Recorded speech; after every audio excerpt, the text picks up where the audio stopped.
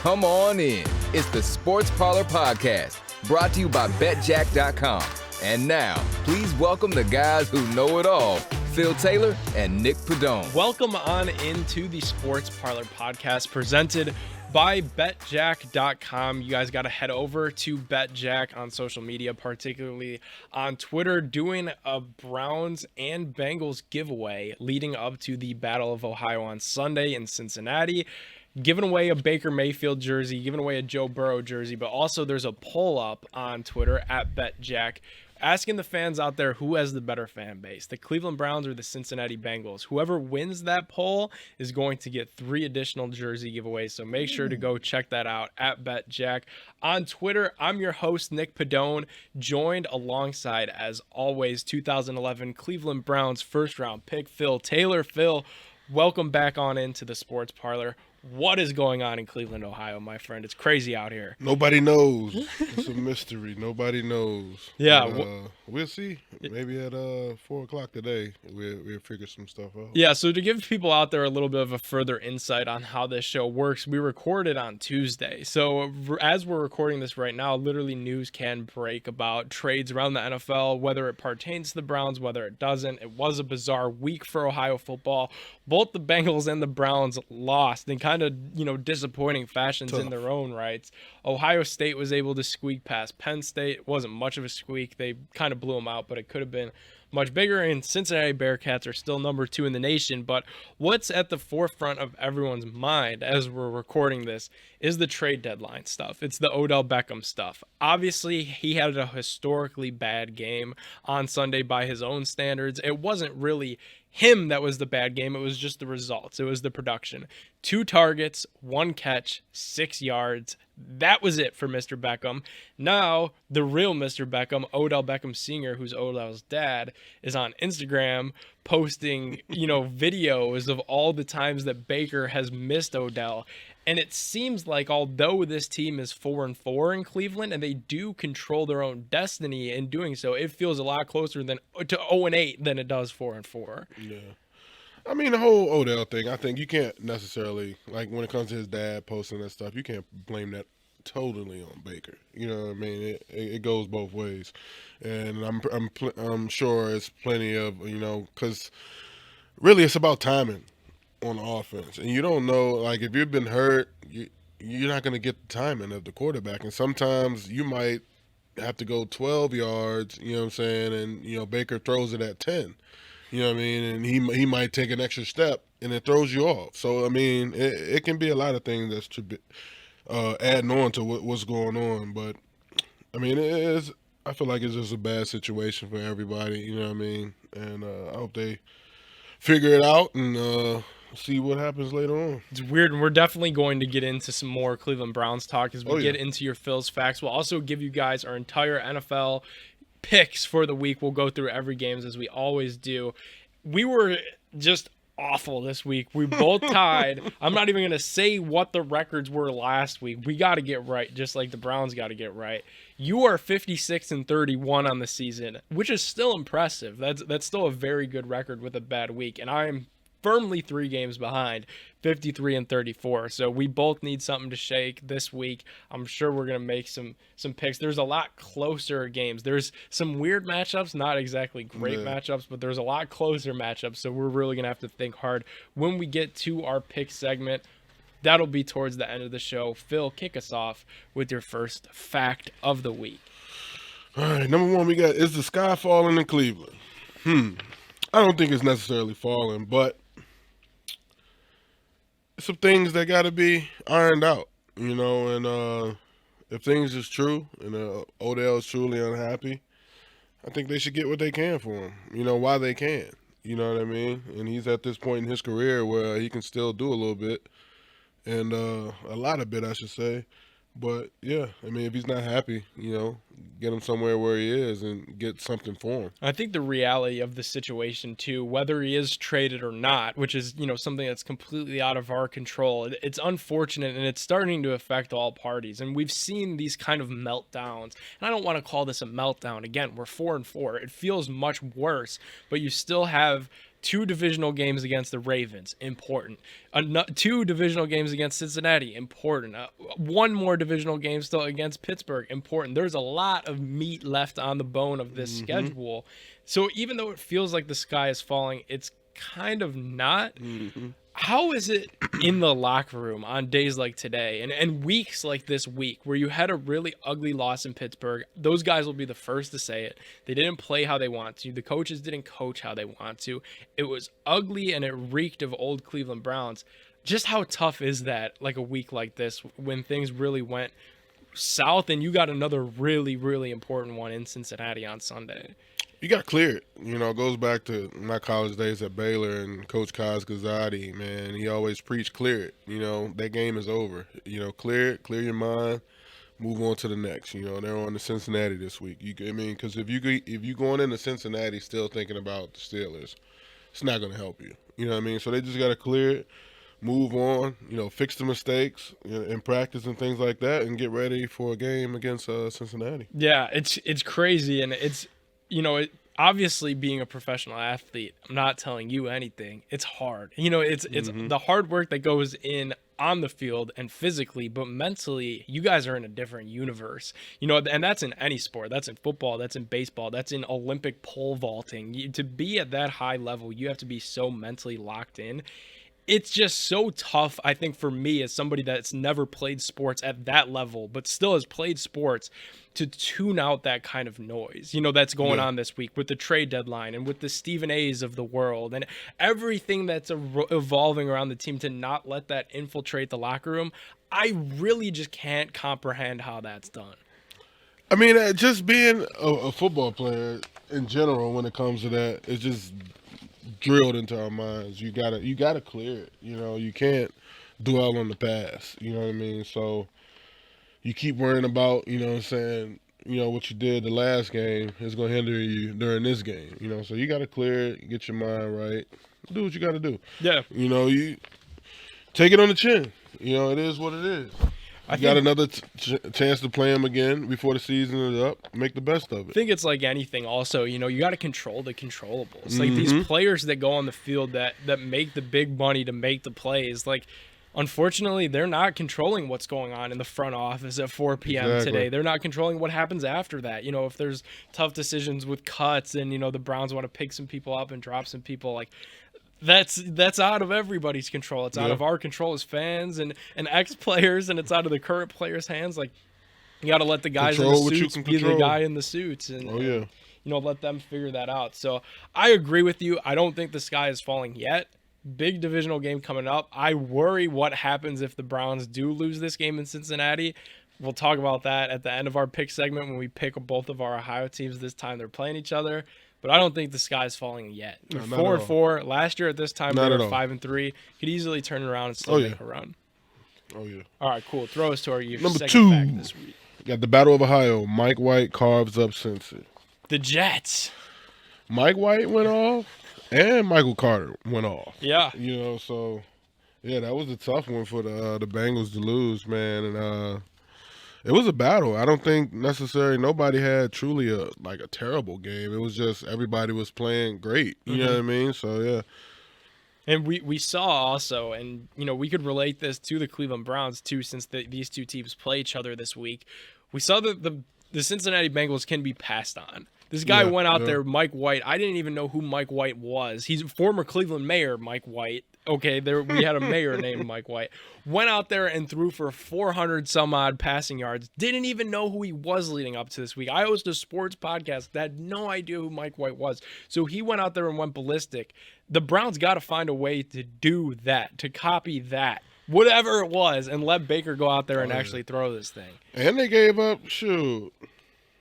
freaking Carter was running the ball too, running, catching. I mean, rookie, like showing like that's what they drafted him for. So yeah, and the Browns definitely need to watch more of this Jets versus Cincy game than anything, Because you're gonna see what they're exposed to and what they can't handle. Yeah, and it's crazy too because the Bengals' run defense hasn't been bad all year. Like those guys up front, Larry O and everybody else, like they've been good. They're a 5-3 team for a reason, but.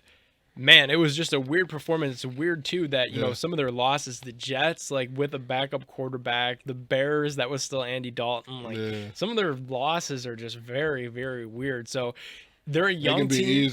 They're a young team. Have one loss this year. Yeah, they're a young team that's on the rise, and that's some of that learning curve, is you got to handle your business against those lower teams. Cincinnati's still having a tough time figuring that out.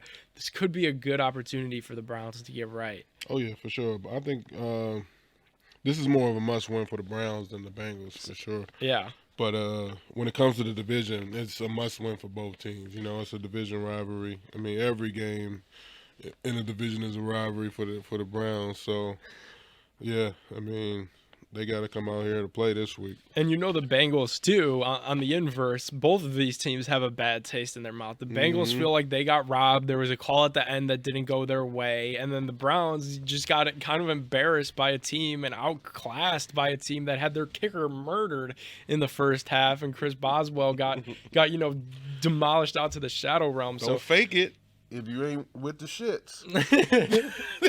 Dude, that was just a bizarre play. I had no idea what was going on there. It wasn't as bad, but back in the day when Sean Taylor hit the punter in the Pro Bowl game. Yep. Yeah, it was weird. I don't know what went into that decision. They just tried to be aggressive. But anyway, you faking the ball like that, you can get hit like everybody else. So them kickers, hey, but hit them weight room. Yeah, no kidding. Yeah, it's not all about the legs when you get in those situations. You got to be prepared to take that hit and buckle in that chin strap. Oh, yeah. Yeah, but both teams want this. The Bengals want to revenge that loss against the Jets. They thought they should have won that game. I'm sure the Browns, especially with all this nonsense going on social media and LeBron tweeting that, free Odell and everything else. The Browns want to prove that they're legit, too. Man, that's just making it worse. He goes like he locked up or something. Free OBJ. What do you do? At this point, they're like, I don't know, like they're trying to force the hand. Like they're trying to force the hand. Yeah, so. It's very obvious. And we were talking a little bit before the show with your experience with dealing with the media and stuff. Like all this stuff with the unhappiness and everything, it all comes from somewhere. It's just where did it come from? We know LeBron and Odell are boys. I just feel like did Odell truly ever want to be in Cleveland? No. And I love Cleveland. And we've talked about it before. You decided to live here and retire here and raise your family here. Like, it's an awesome place to live, but it's not for everybody. It's, damn sure for everybody. Some people want to be in the warm. Some people want to be in California and in Florida, and Odell's a big blockbuster guy. Like, I get that his guy Jarvis was here, but some people don't want to be here. It's the Midwest. Where you think he might land? I got two places I think would be a good fit for him. I think Green Bay would definitely be a good fit for him. And obviously this is all like hypothetical because I don't think it's going to happen. Yeah, it's for sure. Not until 4 o'clock. So when this airs, he's probably still going to be a Cleveland Brown. But when we start looking for what happens after this season, because there's a lot of money owed and the Browns aren't going to want to pay that and everything else from the business side, I think Green Bay's a good fit. Atlanta's another. Calvin Ridley steps away from the game of football to deal with mental health and stuff, and kind of a commendable thing. I have him on my fantasy team. It takes a lot to do that. And at first I was like, "Damn, are you kidding me? Like this guy's taking a step away." But then I sit back. You gotta respect it, though. Yeah, you gotta respect I couldn't do that. Like I, wouldn't have the nerve to be able to do that, especially in that spotlight. So.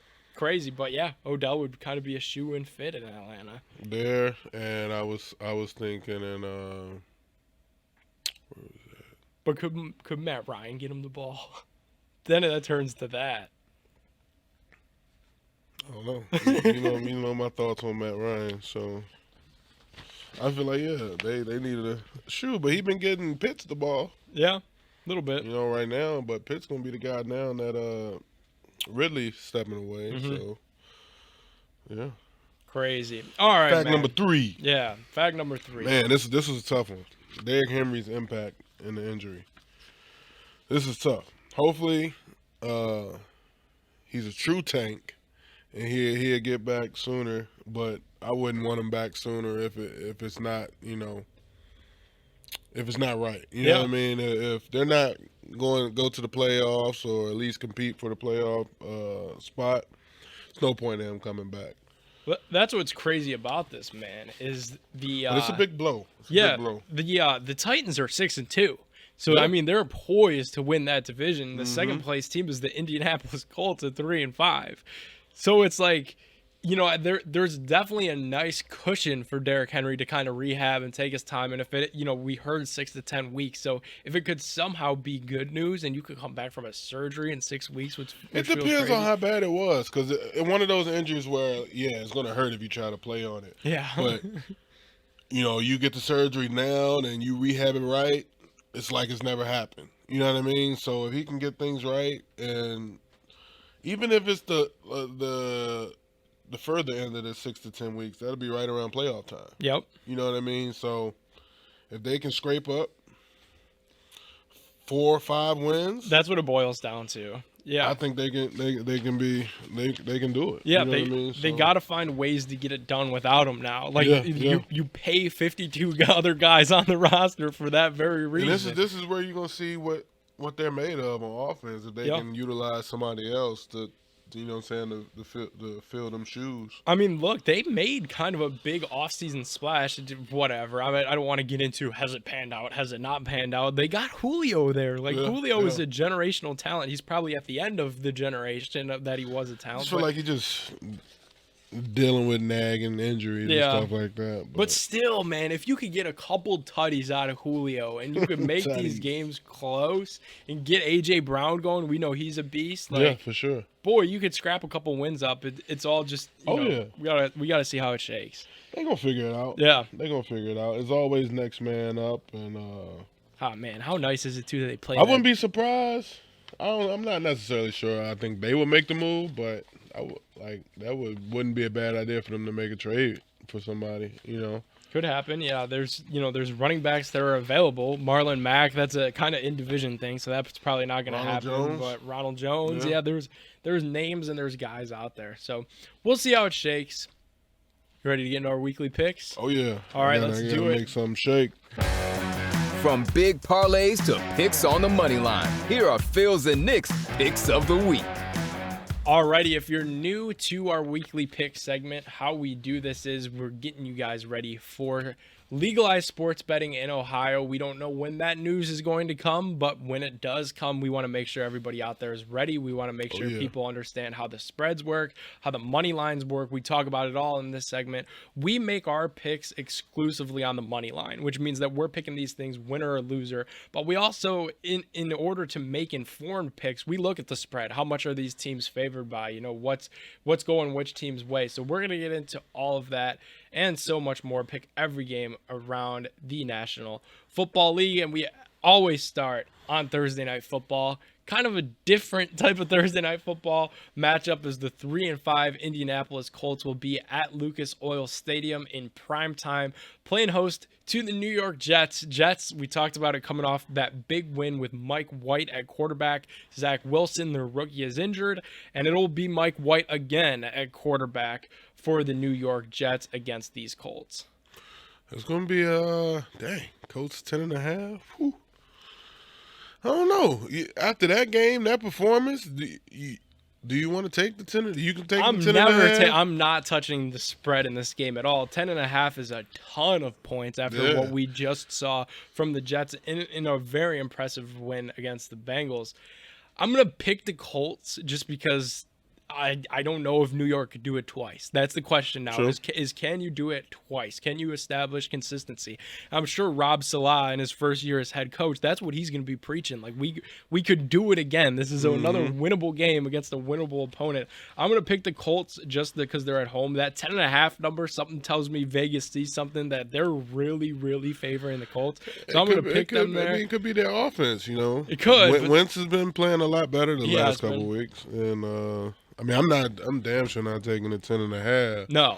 Me But neither. I'm gonna definitely go with the Colts on this one. for Okay, sure. cool. So we both have the Colts on the money line, but we're both taking the Jets to cover that 10.5. So Yeah, on a yeah. sports book, it would be NYJ plus 10.5 is how that bet would kind of shake there. That's Thursday Night Football. We both got the Colts walking away winners. We'll head to San Francisco. This will be an exciting matchup as the Cardinals will look to avenge a loss on the road against the San Francisco 49ers. The Cardinals, even though coming off a loss against Green Bay, 7-1 against the 3-4 49ers. Cardinals, 2.5-point favorites here. That's a low one. That can go either way. Yeah. But, yeah. Coming off a loss, a tough loss like they lost, I think they'll bounce back. And I'm gonna go with the Cardinals. And I'm gonna take this. I'm gonna take the 2.5. I'm gonna take the 2.5. Yeah, I'm going to take the Cardinals in the 2.5 as well. I liked what they were able to do offensively in that game. It was just that bunch of weird things went the wrong way. And, obviously the big meme is AJ Green was, looking in the wrong direction when Kyler threw that interception at the end of it. And they weren't able ghost in the stands. Yeah, they weren't able to capitalize on that, 2-minute drive and finish that thing off. But they're still a really good football team. They were able to hang in there with Aaron Rodgers. Mm-hmm. Tough thing to do. I think in this one, though, I'm definitely taking Arizona and the 2.5. All right, let's truck on forward. The Kansas City Chiefs are at home, 2.5-point favorites against the Green Bay Packers. Now, some of these spreads change throughout the week, so this could get absolutely flipped on its head right by the time that this game actually kicks off. I'll tell you right now, I'm going to take the Packers in this game. I don't know what is going on with the Kansas City Chiefs. I don't know what is going on with Patrick Mahomes. He has gone from kind of darling child of the NFL to what do we really have here with this guy? There's been a ton of inconsistency. They were barely able to beat the lowly New York Giants. I'm going to take the Packers on the road in this game, and they could have very well improved to 8-1 on the season.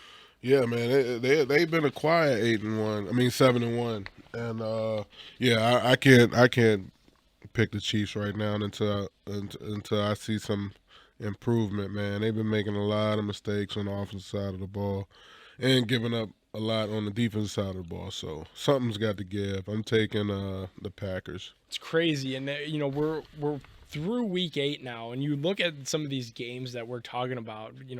4-4 Browns, 4-4 Chiefs. It's like we thought these two teams were going to be the powerhouses of the AFC. Buffalo Bills have won games, but they've been some snoozers. They barely got past Miami last week. They were struggling with them. So it's been very, very strange how this season has shaken out. I feel as if at some point, and it's not going to happen in this game for the Chiefs, things are going to even out. The Chiefs are going to get hot. The Browns are going to get hot. And some of these other teams that are taking up the top right now, the Raiders, the Bengals, like everything's going to just even out the way that we thought it would. Yeah. All right, let's move on past that one. This will be another good matchup as the Los Angeles Chargers will be on the road in Philadelphia, and the Eagles will play host to them. Eagles coming off a big win against the Lions. We both picked the Lions. Oh my God, what were we thinking? I thought they was going to get back on track that week. Yeah, man. yeah. That's not. It's hard to lose as much as they've lost, and they've lost a ton. So it was like at some point they got to get back, and we both took them. But this game, back at home for Philly, Chargers on the road. I don't know what to make of this matchup. I'm surprised that the Chargers are just a 2.5-point favorite, kind of. Yeah, I would have took the Chargers for a lot more than that. But you never know. Hurts might rally these guys this week, but Herbert's got a lot to prove as well. Definitely.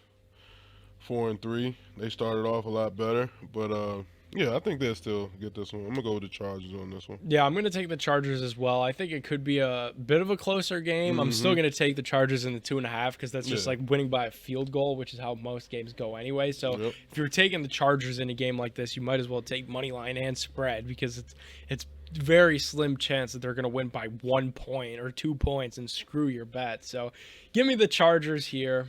We'll move past that. We'll have another good matchup here in Carolina. Sammy Darnold's Panthers. Sam got injured in that game, so again we saw PJ Walker in another game for Carolina. Panthers still 4-4. They're keeping head above water without CMC. Perhaps McCaffrey could come back in this week. He's at least eligible to be lifted off that IR. Even though they're at home, they are 4-point underdogs to Bill Belichick's Patriots. That's tough, man. I feel as though the Panthers, their defense has been keeping them in a lot of games. Mm-hmm. And I feel like that's going to take them a long way. Especially against a rookie quarterback. Oh, yeah.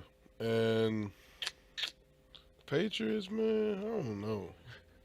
I'm going to go with Panthers on this one. All right, you're going to go with the Panthers. They definitely have the defense. I'm going to go with the Patriots. I don't really know why. I like Mac Jones, and I think if they could this could be a big spot for Mac Jones, because I'm with you. I like Carolina's D. But if Josh McDaniels and those offensive coaches could figure out how to put Mac Jones in those Brady situations where everything's just open in the middle of the field for cute little passes, we're not doing anything cute, we're not doing anything fancy, it's going to be death by 100 cuts, and that's how the Patriots could win this football game. That, as well as running the football and making life easier on their rookie quarterback. I'm going to take the Patriots here on the road. I don't know how I feel about that -4, but I'm definitely taking Patriots money line. Gotcha. All right, we'll move on forward. The New Orleans Saints minus Jameis Winston. That's tough, man. That was tough. Well, I was pulling for Jameis. I was as well, and it definitely seems like this could be one of those types of injuries. It's, ACL, MCL. They said there's damage in there too. So Deshaun Watson to the Saints. Could be. I mean, we'll have to see what happens. But, yeah, the Saints are definitely in a difficult spot now without their starting quarterback. They'll be at home. 5.5-point favorites still against the Atlanta Falcons. And, yeah, it's tough to see Jameis go down like that. I know it wasn't the same Jameis. We've said this probably every podcast when we've talked Saints. Yeah. It hasn't been the Jameis that we saw week 1 when he looked really good. But I still just deep down, I believe that guy was in there. So to see him get injured like that, it's tough, and it's going to be another road to recovery for him. Definitely. So where do you think they're going quarterback-wise? I mean, quarterback-wise, I don't know that you could go with Taysom Hill. I mean, he's a great switch-up. Yeah. But I don't know what they're going to do now. But they're sitting at 5-2, so...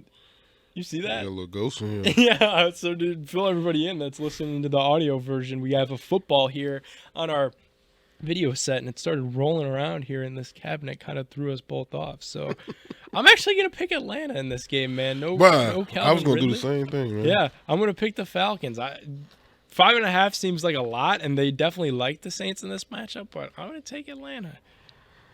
Man, I just feel like I want to take Atlanta, but the Saints, they always figure out ways to win. Yeah, good. Like they can be dealt like bad situations, but sometimes they figure out how to win them games.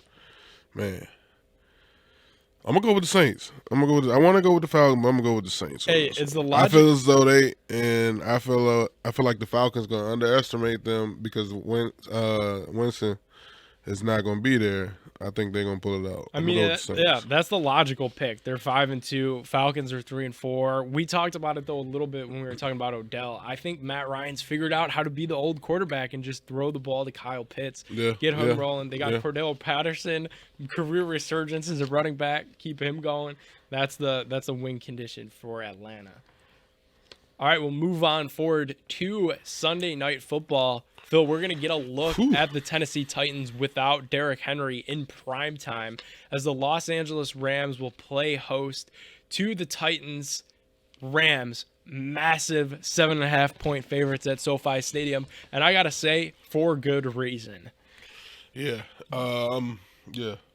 That offense is the best in the league. Until I see what they can do without him, I can't pick them. I'm going to definitely have to go with the Rams on this one, man. I just feel like the Stafford Cooper Kupp connection, man, is just top notch right now, and I don't think the Titans are going to be able to keep up with that with Henry not being there. Yeah, it's definitely. I don't feel like this is even a hot take at this point anymore. That the Rams are the best offense in football. It's like they're firing on all cylinders. You got the Stafford to Cup connection, but then you also got Robert Woods, who had a really slow start. And it's like, okay, he's definitely going to be the number 2, but if they could get him going, like that would be next level. Now they got him going too, and you got Darrell Henderson out of that backfield. We didn't know what it was going to be. Remember, leading into the year, like why'd they trade for Sony Michel? Like they gave up a lot for Sony Michel, and then like Darrell Henderson is the guy in that backfield. So they have definitely established an identity throughout the first 8 weeks of the season, and I feel like this is going to be another awesome example for them to prove that they are the NFL's primo offense. Are you going to take the 7.5, though? That becomes the big question when we start looking at this game, because that's a large spread against the Titans team that still employs A.J. Brown, still employs Julio Jones. Now in the backfield, they got Jeremy Nickel, who we haven't seen much of, as well as the old man is back, Adrian Peterson, for another run around. AD. Yeah, I'm going to take the Rams and the 7.5. Yeah, I think I am too. And I don't think we talked about this a little bit before. I think the Titans can find ways to scrap and claw wins. I think it's just going to take an ugly start. And this is the ugly start, because this is just a really tough opponent that you have to go against with no Derrick Henry. Get this one out of the way and then find out how you're going to start winning some football games. Oh, yeah. Tannehill got to step it up now. Big time. All righty, we will move past that game, get you into some more New York football as the Giants will play host to the Las Vegas Raiders again. This was a primetime game that the Giants were coming off of on Monday Night Football, so a short week for them. Regardless of that, they're 4-point favorites. Again, these lines can move around and stuff throughout the week. I'm going to take the Raiders here. I don't really know why the Giants are 4-point favorites. They were able to do a lot of things better offensively. They got Evan Engram involved and got him looking like the guy that they thought he was in New York. But this could also maybe be Saquon Barkley's return to action. Yeah. So there's a lot of things riding in this game, some uncertainties. I'm going to take the Raiders on the road. That's tough. Whew.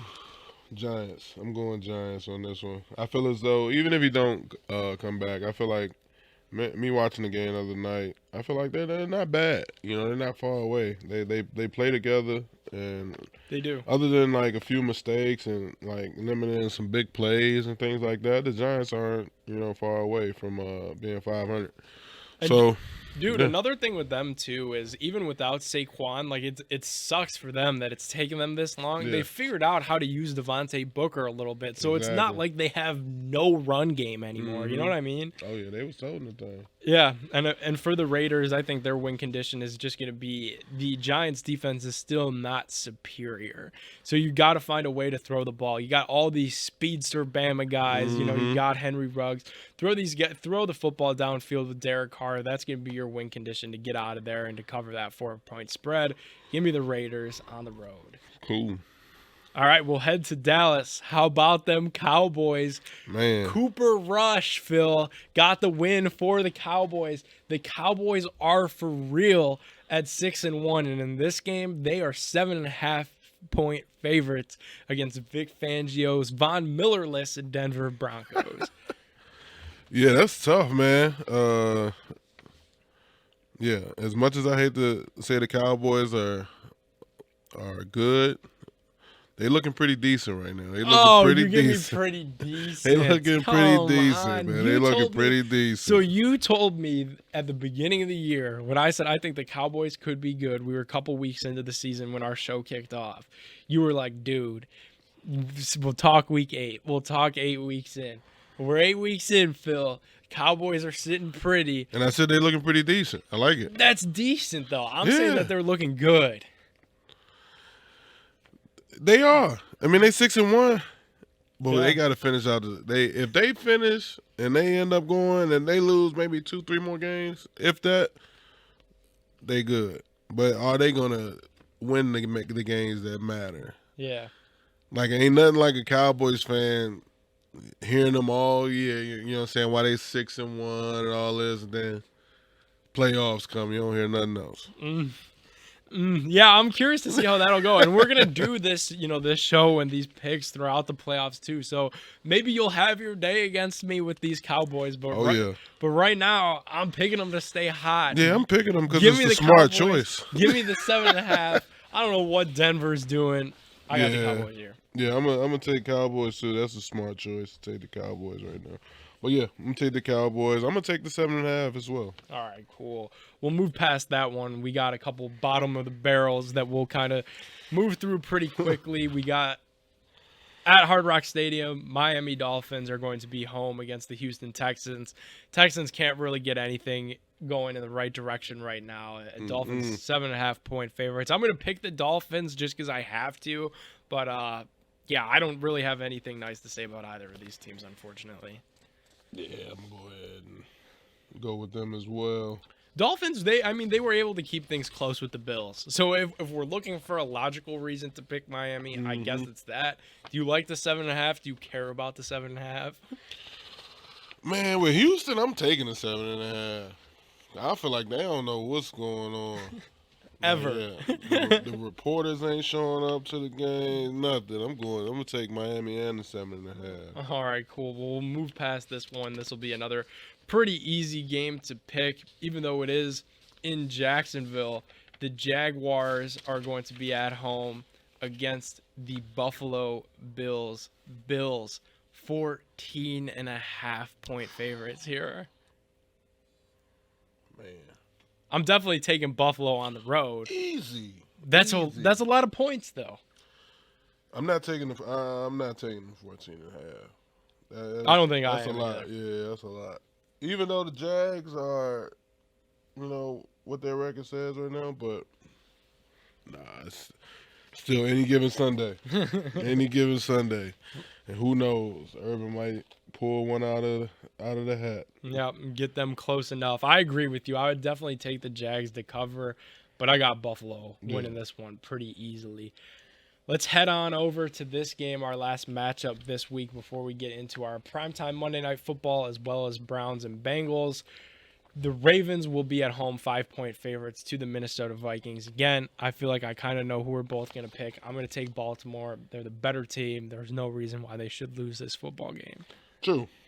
And unless they let Kirk Cousins show out. Yeah, it's been done before. It can be a high-scoring game or it can be a low one, And I still think the Ravens showing that they can still compete with all the injuries that they have on defense. Yeah. And it's showing how good they truly are. You know what I mean? So I'm going to take the Ravens on this one. Yeah, I think this will be a lot closer of a game. I like that Vegas has it at just a 5-point game. I feel like the Ravens will win comfortably, and this will be one where we look back and, it won't be anything phenomenal, no big headlines that we talk about, oh, my gosh, the Ravens got upset big, or, oh, my gosh, the Vikings got upset big. This is going to be just a good, sound game, and I think the Ravens come out on top. Alrighty, welcome on into Monday Night Football. Really good matchup on our hands here. We were talking before the show. We really like this one. The Pittsburgh Steelers will look to remain hot, man, at home, back at Heinz Field. Playing host to the Chicago Bears. The Steelers are huge favorites in this game, though. 6.5-point favorites against Justin Fields and the Chicago Bears. Mike Tomlin, we know he's a defensive guy. He's going to have some tricks up his sleeve for the young Mr. Fields. Oh, yeah, for sure. They're going to get after him. But I think, Fields is built for it, man. He showed last week that he ready. He did. And I don't know if Nagy ready, but yeah, man, I'm gonna go with Steelers. I'm gonna go with the Steelers, and I just feel like they gonna get Najee going against these guys, and some of these wide receivers that they supposed to be getting the ball to. You know what I mean? But we'll see. Big Ben ain't look all that great last week. He just did enough to get by, basically. So we're gonna see. I'm not taking the points, though, for sure. I'm going to take the Steelers, but I'm not going to take the 6.5.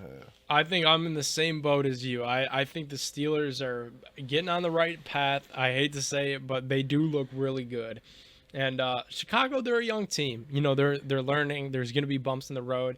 It's just that Pittsburgh defense, I feel like I feel like at now, like at this point in my life, I've just come to terms with the fact that they could lose as many players defensively, and they're still going to find a way. And that's what having a good coach is about. And Mike Tomlin is a good coach. He preaches defense. And the Steelers have a really good defense. Just held Cleveland to just 10 points. So I can only imagine, I saw what the Browns were able to do to Justin Fields and just make his life a living hell. Pittsburgh could probably do a similar act. I'm going to take Pittsburgh here. I think I'm going to take the 6.5 as well. Okay. Alrighty, well, it's the act that you've all been waiting for. It is the Battle of Ohio from Paul Brown Stadium in Cincinnati, Ohio. It's about a 4-hour bus ride for the Cleveland Browns, a trip that you're familiar with, down south to northern Kentucky, as the Cincinnati Bengals will play host to our hometown Cleveland Browns. The Bengals are 5-3. The Browns are 4-4. The Bengals come into this game as 2.5-point favorites. Man, I'm going Browns all the way. You already know how I go. But it's gonna be definitely a tough matchup on both ends, and I feel like this is a more win for the Browns because of the tough loss last week for the division, and it's 2 division games back to back. So yeah. It's going to be a tough one, but I'm going to take the Browns, and I think they'll cover the spread too.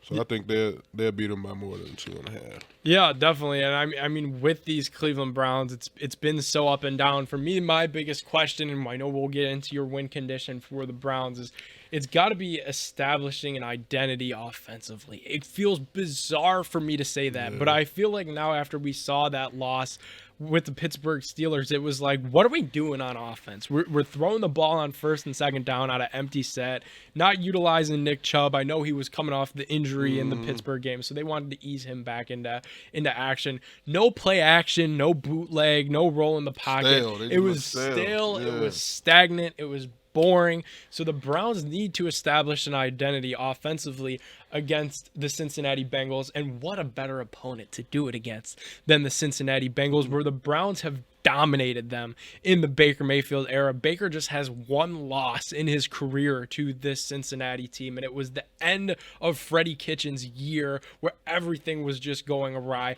Baker has dominated Cincinnati, and I think this is a huge get-right game for him with everything throughout the week that has gone wrong with, him and Odell and Odell's dad and LeBron tweeting about it. This would be an awesome showing and a coming to Jesus moment for both of these guys, like we saw in Cincinnati last year, where Baker was able to go off for 5 touchdowns in that second half and will the Cleveland Browns to victory and really turn the season around. Could be the same thing here. It might be, and if they can show that they can click and get Odell over 100 yards receiving and something like that, about 10 targets. This all goes 10 away. catches, I should say. You need more than 10 targets. Like, yeah, the 2 target, come on, man. You got to get more than 2. Yeah, and I feel like that's on the coaching staff as well. And we were talking about that stale offense. There was no time where Stefanski even thought, let's give this guy the ball on a jet sweep and just get the ball into his hands to get him a couple yards and then throw it to him on a quick You got to get him going. You can't just throw to him one play and then don't throw to him again to the next quarter. You know what I mean? Dude be out there feeling like he's working for free. Yeah, he's doing cardio out there. Like he's not playing football. He's just running around. So that goes for everybody too. That goes for Landry. Move the pocket, roll Baker out, get him to a point where he could see these guys and let this football rip. I don't care if Baker goes into this game and throws a couple interceptions. I really don't. I never cared about it. Throw the ball interceptions. You out there making plays, and you know what I'm saying, you throw an interception, if you know what I'm saying, if you throw that interception trying to make a great play or something, all right, we deal with it. But if you just out there just throwing bad passes, then that's different. Like I can accept it, you know what I'm saying, a couple interceptions, you know what I'm saying. If you throwing 4 interceptions, I mean, 4 touchdowns, 2 interceptions a game. I'll take it. It's a good game. Yeah, I agree with you here. I'll take it. I think the Browns are going to win. I think this is going to be an awesome get-right game. I'll be down there at Paul Brown Stadium, so I hope to hell for my sake that it's an easy 4-hour ride back and we're feeling good after a Cleveland Browns road victory. I better not see you on the field. I ain't bailing you out. Not to worry at all. You won't see me on the field. You'll see me firmly in the stands and pulling loud for my Browns. I'm sure there'll be a lot of Browns fans there. For sure. It's kind of an easy drive to make. Well, Phil, this has been a lot of fun. Oh yeah. Give us your disclaimer. It's not our fault if you lose your monies, but always bet responsibly. Definitely keep that in mind when you're enjoying these games with us. This week and every week, as always, this has been another episode of the Sports Parlor Podcast. For Phil Taylor, I'm Nick Pedone. We're presented by betJACK.com. Make sure to go check out betJACK on social media, particularly that Twitter account at betJACK. Vote for the Browns. Vote for the Bengals. Who do you guys think is the better organization? The Browns. We want to hear from you. Phil's over here whispering to me that the Browns are going to win. So we'll see. Maybe we'll have 3 Browns jerseys to give away on top of that Baker Mayfield and Joe Burrow jersey if you're right. So that's always a lot of fun. Thank you guys so much for following along, and we will see you again next week.